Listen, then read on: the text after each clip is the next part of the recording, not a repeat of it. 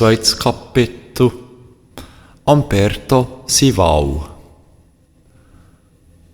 Der nächste Tag bricht an und der Berto ist bereits hellwach, als er seine Mutter hört, während sie im Türrahmen von seinem Zimmer steht. «Aufstehen, Berto!» mögt sie mit ihrer rauchen, lieblosen Stimme und will gerade wieder am Berto die Bettdecke wegziehen, wo sie sieht, dass ihr Sohn bereits hellwach in seinem Bettchen liegt. «Ich komme grad, Mutter», murmelt er, und bevor Berto noch sagen kann, «Ich bin ja schon wach, nur mal ruhig», ist sie dann schon wieder aus seinem Zimmer verschwunden. Der Berto legt sich dann gerade an und nimmt wie jeden Morgen eine Schüssel voll Haferbrei. Die Mutter gibt ihm dafür die Schüssel von seinem Vater, der nicht mehr auf der Erde ist. Milch gibt es nur für die kleinen Geschwister. Als er fertig ist und sich aus dem Staub machen will, der Berto ist mit seinen Gedanken bereits schon wieder im Wald und bei der Berta hat seine Mutter eine Aufgabe für ihn. «Ich will, dass du jetzt zuerst einmal die Küche aufräumen und putzen, bevor du wieder abfährst», stürmt seine Mutter, die sich mit verschränkten Armen an der Küchentür vor ihm aufgestellt hat. Und noch bevor Berto etwas sagen kann, tut sie weiter stürmen. «Du weisst, dass wir heute Abend hohen Besuch werden bekommen.» Weiss der Berto das wirklich? Gibt es da etwas, was ihm gesagt worden ist? «Und wie du sehr wohl weisst, hast du jetzt ein guter Mensch zu sein, damit sich der König heute Abend wohlfühlen wird bei uns. Hast du verstanden?» «Aber natürlich», denkt der Berto, «der König kommt uns ja heute Abend besuchen. Die Mutter hat das bereits vor einer Woche angedeutet. Nur ist inzwischen eben einfach zu viel passiert, als dass sich der Berto an den bevorstehenden Besuch vom König hat erinnern. Auf alles darauf mag der Berto nämlich der König gar nicht. Vielleicht sogar noch ein bisschen weniger als das gesamte übrige Volk von Gunzhausen. Der Berto nickt also und klart weiterhin seiner Mutter ausdruckslos in die Augen. «Wirst ein guter Giel sein?» hakt seine Mutter nochmal nach. Und weil sie Berto sein Nicken mitbekommen hat, stellt sie diese Frage jetzt doch immer ein bisschen weniger hohen und schrillen Ton. Der Berto nickt nochmal und sagt, ohne sich darüber ganz im Klaren zu sein, was denn das jetzt genau bedeutet: «Ich werde ein guter Giel sein.» Und da kommt ihm eine Idee. Der Berto fragt darum, bedeutet ein guter Giel zu sein, dass man dafür schauen muss, dass der König sich wohlfühlt bei uns daheim. Er ist mittlerweile schon wieder ein paar Schritte zurück in die Küche gegangen und tut sich bereits mit seiner Aufgabe befassen. Das ist aber ein Haufen, was ich da machen muss, um ein guter Giel zu sein, überlegt er und schaut seine Mutter lang an. Weil sie auch nicht mehr lange mit ihm reden will, sagt sie dann «Ja, genau um das geht's.» Sie zieht wieder geräuschvoll Ratz die Nase darauf und fährt dann weiter. «Wenn der König zufrieden ist, so liegt das an dem, dass wir alle gute Menschen sind. Du machst also gescheiter, dass du bis zum Nacht fertig bist mit der Küche.» Der Berto nickt noch einmal und weil er eben denkt, dass die Diskussion mit seiner Mutter jetzt vorbei ist, will er jetzt also damit anfangen, das dreckige Geschirr zusammenzutragen.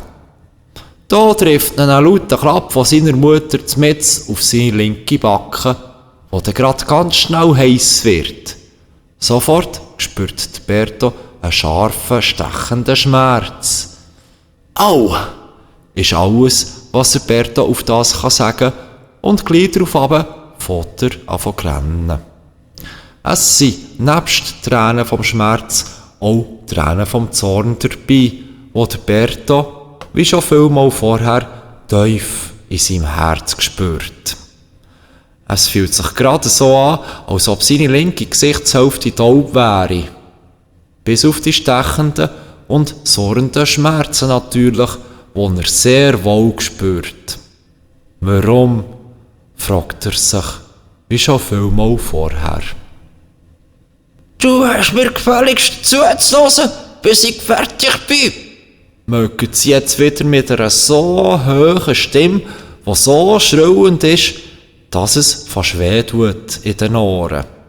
Wäre nicht die bodenlose Rauchheit drin, über die sich der Berto schon ein paar Mal gefragt hat. Der Berto schaut noch immer grennend, aber jetzt leislich schluchzend zu Boden und hebt sich die linke Backe. Er traut sich nicht, seiner Mutter in die Augen zu schauen. Noch nicht. Sie könnte sonst den Zorn in seinen Augen sehen und das will der Berto unbedingt verhindern.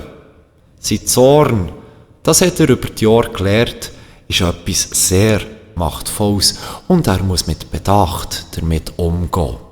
Von dem ist Berto mit Leib und Geist überzeugt.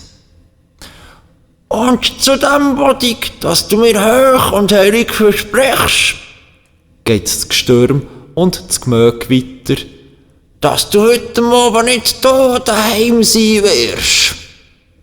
Das ist jetzt aber wirklich ein Schlag. Noch bevor seine Mutter zu einem neuen Klapf ausholen kann, um sich Berto seine Aufmerksamkeit zu sichern, lüpft der Berto seinen Kopf und schaut seine Mutter mit Augen, die wegen diesen vielen Tränen bereits brennen und darum stark gerötet sind, nochmal fragend an. Sie lässt ihren Arm wieder sinken.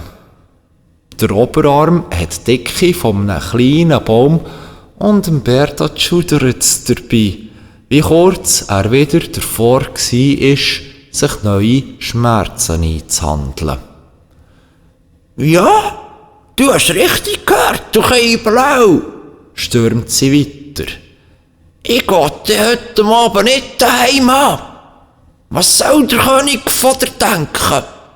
Wir haben wichtige Sachen zu besprechen und aus diesem Grund schaust du gescheiter, dass du heute nicht vor Wetternacht wieder heimkommst. Sie zieht wieder geräuschvoll Rotznase drauf und lässt dabei der Berto während keinem Moment aus den Augen. Augen, die nur hier und da so etwas wie Liebe und Freude ausdrücken können und meistens eben einfach nur streng und sogar ein bisschen dumm die reinschauen, wie der Berto in seinem Innersten schon ein paar Mal gedacht hat. Es sind Gedanken, die er sich nicht einfach nur so zusammen fantasiert hat. Zudem hat seine Mutter schon recht graue Haare. So, dass sie eigentlich seine Großmutter könnte sein, wie der Berto schon des Öfteren gedacht hat. Also, was ist jetzt? Wirst du jetzt ein guter Gil sein und das machen, was man von dir verlangt? Fragt sie ihn mit einer Stimme, die wieder ein bisschen normaler tönt. Ob die Stimme aber überhaupt jemals richtig normal tönen wird, das wüsste niemand zu sagen. Berto wäre es nicht im Traum in Sinn gekommen, die hohe Stimmlage von seiner Mutter mit dem Krächzen von den Kreien zu vergleichen. Dafür hat er die Vögel einfach zu gern. Zum Glück sind die Schmerzen noch ziemlich stark in seiner Backe. Sonst hätte er doch ernsthaft anfangen schmunzeln über den lustigen und irgendwie ironischen Gedanken. Ja, das wird ich. Ich werde ein guter Gil sein und das machen, was man von mir verlangt, sagt Berto mit tränenvoller Stimme und zieht jetzt auch Rotz durch seine Nase auf, nur, dass er das einiges leiser als seine Mutter macht. Und das war es dann. Seine Mutter hat darauf aber einigermaßen zufrieden genickt und hat Berto alleine in der Küche gelassen. Er hätte ja schliesslich ein guter Gil müssen sein und so hat ihn seine Mutter natürlich auf keinen Fall stören. So steht unser Berto jetzt also im wahrsten Sinn vom Wort Mutterseelenallein in der dreckigen Küche, wo ein richtiges Durcheinander herrscht, wie er um einen Nadisna merkt, wo er sich jetzt zum ersten Mal in seinem Leben, wie es ihm scheint, anfängt richtig umzuschauen in der Küche. Der Berto hat schon vielmals im Haus sauber gemacht. Er hat der Strafe sogar schon 1-2 Mal das WC draussen sauber machen, wenn man das so nennen kann. Und er hat also schon einige Erfahrung, was das Aufräumen und das Saubermachen angeht. Aber da ist er sich jetzt vorgekommen, als wäre das eine schier unerfüllbare Aufgabe. Und das nur, denkt er, weil das scheinbar die einzige Art und Weise ist, wie ich ein guter Giel kann sein. Schon nur der Klang von diesen beiden Worten, ein guter Giel, scheint ein falscher, wenn nicht sogar einen grusigen Beigeschmack zu haben.